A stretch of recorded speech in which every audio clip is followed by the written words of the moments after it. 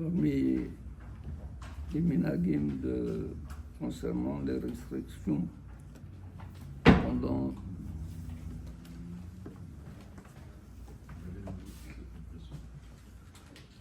Ben Hametzarim.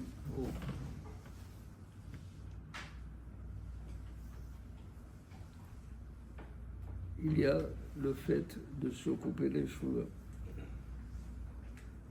et se raser. Là-dedans, il y a plusieurs minagim.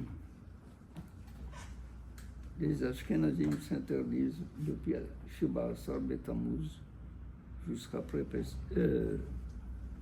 Tisha B'Av. Parmi les Sfaradim, les Marocains qui ont pris un compromis entre les Ashkenazim et Maran Bet Yosef.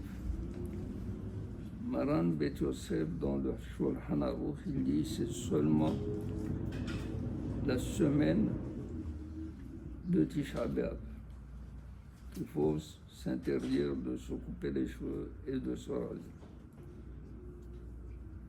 Nous avons fait un compromis entre la semaine et Shiva Asar Betamuz, qui est un extrême. On a pris de Rosh Chodesh Av jusqu'après Tisha B'Av. Ceux qui sont venus d'Espagne, on les appelle les Mgorachim, les exilés. Quand ils sont venus avec le Minag de Maran.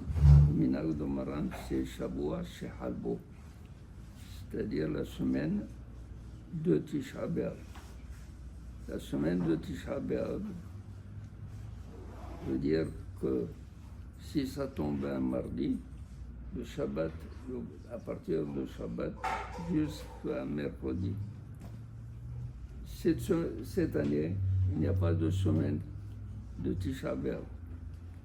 Il n'y a pas de semaine de Tisha B'Av puisqu'il tombe le samedi soir.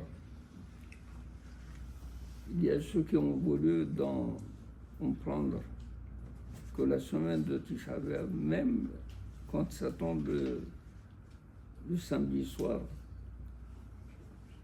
il faut continuer toute la semaine après. Là, Maran Bet Yosef, il l'a exclu complètement. Mais tout de même, les Hachamim disent, même s'il a la possibilité, selon le Minag, selon ce qu'on vient de dire, de se raser pour Shabbat ou de se couper les cheveux pour Shabbat, mais comme c'est Tisha B'Av juste à la sortie du Shabbat, il va rentrer frais et moulu pour Tisha B'Av. Il vaut mieux s'abstenir de se raser, même ceux qui ont le droit de se raser ou de se couper les cheveux, pour rentrer un peu plus